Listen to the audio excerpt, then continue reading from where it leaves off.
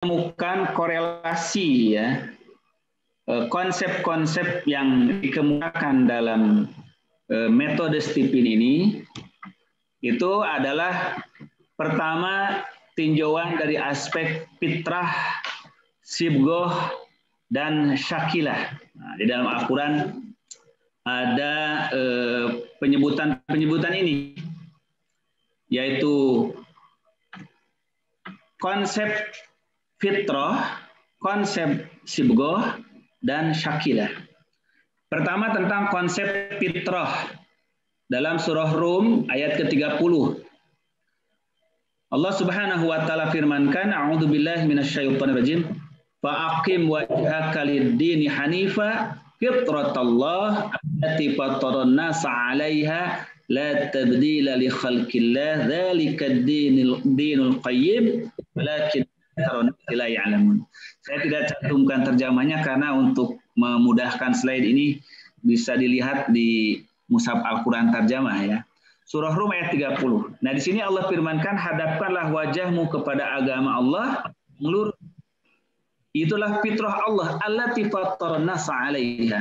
Nah, jadi Allah telah menciptakan pada diri manusia sebuah fitrah yang tadi telah disinggung oleh Ayahanda bahwa sebelum manusia tercipta itu karakter-karakternya, sifat-sifat, tabiat-tabiat, potensi-potensi, kecenderungannya itu sudah tersedia akan seperti apa makhluk yang namanya manusia sebagai khalifah di muka bumi ini, sifat-sifat karakter, kebaikan, keburukan, kekuatan, potensi, dan kelemahannya.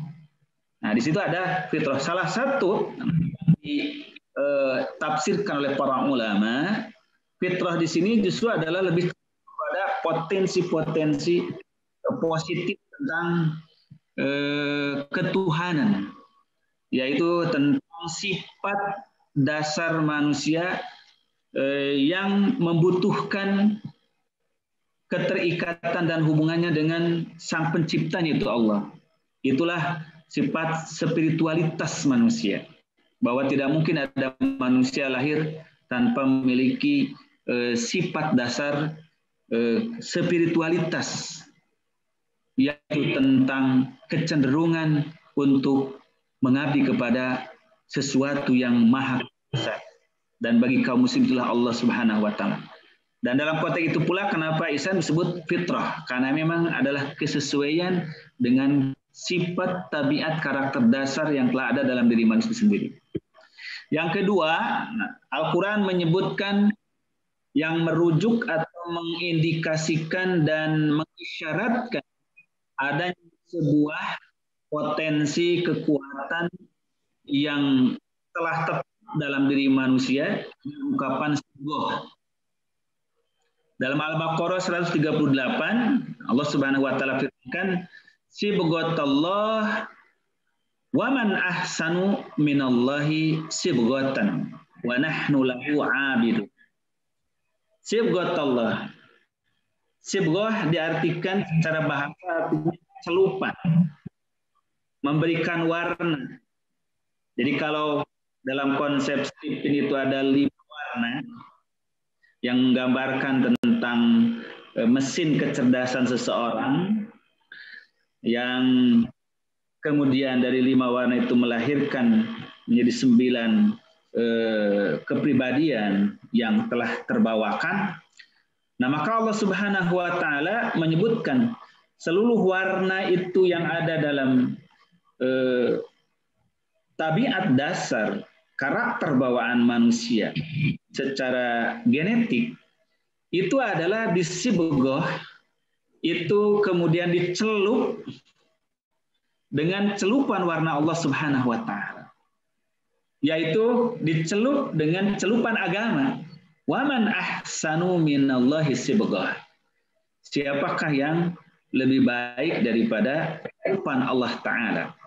Nah, maka isyarat yang terkandung di ayat ini tentang sebuah warna dasar dari karakter kepribadian manusia yang telah Allah berikan sejak penciptaan Bahkan sebelum manusia itu tercipta, sibgohnya itu, warna-warnanya itu sudah ada. Sehingga ketika manusia terlahir ke dunia, lalu dia menonjolkan warna yang dimilikinya itu, dan warna itu kemudian nampak dalam wujud keyakinannya, cara berpikirnya, berkatanya, berperilakunya, maka itulah kemudian disebut sebagai sibghat Allah, celupan Allah. Jadi selain fitrah yang dinisbatkan kepada Allah, yang kaitannya dengan potensi dasar yang telah diberikan kepada seluruh manusia sejak lahirnya ke muka bumi ini adalah fitrah Allah dan sibghat Allah. Nah, kemudian yang kedua, Al-Quran juga menyebut selain konsep fitrah, konsep sibghah, itulah konsep syakilah. Di mana Al-Quran mengatakan wa nunazzilu minal Qur'ani ma huwa syifaa'un wa rahmatun lil mu'minin. Dan kami, firman Allah, telah menurunkan Al-Quran yang merupakan syifa, menjadi penawar terhadap segala penyakit. Wa rahmatun, dan menjadi rahmat lil mu'minin, bagi orang-orang yang beriman. Wala yazidud dhalimina illa khasar. Tetapi adanya penawar, adanya obat, adanya solusi, dan adanya rahmat di dalam Al-Quran yang turunkan Allah itu hanya bagi orang-orang yang mempercayainya. Orang-orang yang memang jiwanya siap disibghah, siap dicelup dengan celupan agama Allah.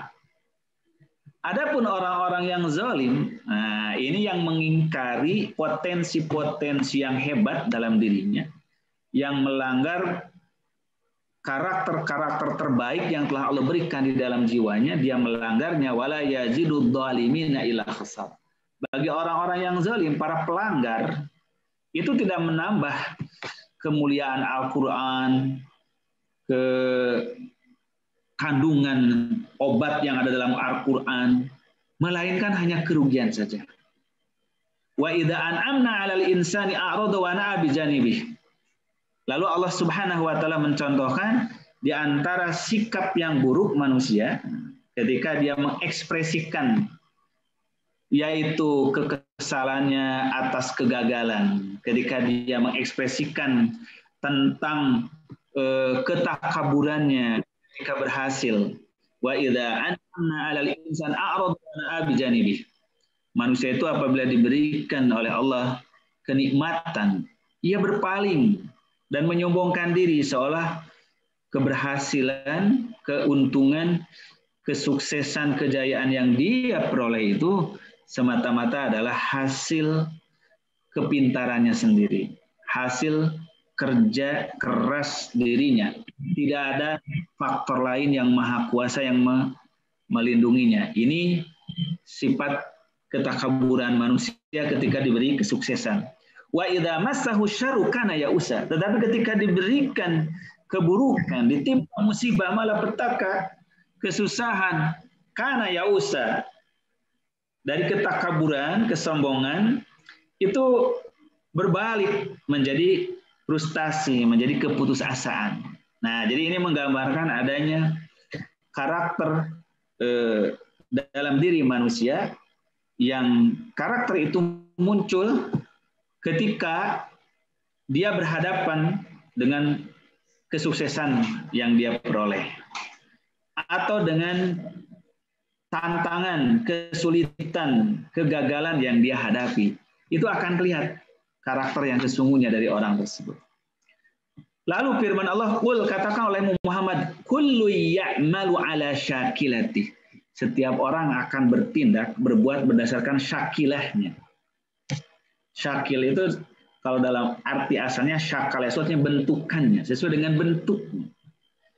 Sifat dasarnya, karakter. Maka para ulama mengartikan fitrah, sibghah, syakilah terkadang dalam mana yang sama, yaitu at-tariqah wal manhaj wat tabi'ah wal jibilah. Jadi fitrah, sibghah, syakilah itu artinya adalah sifat bawaan. potensi dasar, cara yang ditempuh, metode yang dilakukan oleh seseorang di dalam mensikapi sesuatu. Seperti tadi, ada yang mensikapi keberhasilan itu dengan kecongkakan dan ketakaburan. Sebaliknya ketika menyikapi kegagalan dengan frustasi. Nah itu semuanya dah syakilah yang ada di dalam diri manusia. Maka kullu ya'malu ala syakilati. Setiap orang akan bekerja, berbuat itu berdasarkan kecenderungannya, dorongan nuraninya. Rabbukum a'lamu biman huwa ahda sabila. Maka Tuhanmu yang lebih tahu siapa orang yang lebih lurus jalannya. Siapa yang lebih sesuai sejalan dengan fitrah nuroniyah yang positif yang Allah berikan kepada dirinya. Nah, jadi konsep fitrah, sidgo, dan syakilah ini mendapatkan kesesuaian, korelasi, dan relevansi dengan konsep tadi adanya mesin kecerdasan dan adanya personality genetik yang ada dalam diri manusia sebagai bawaan.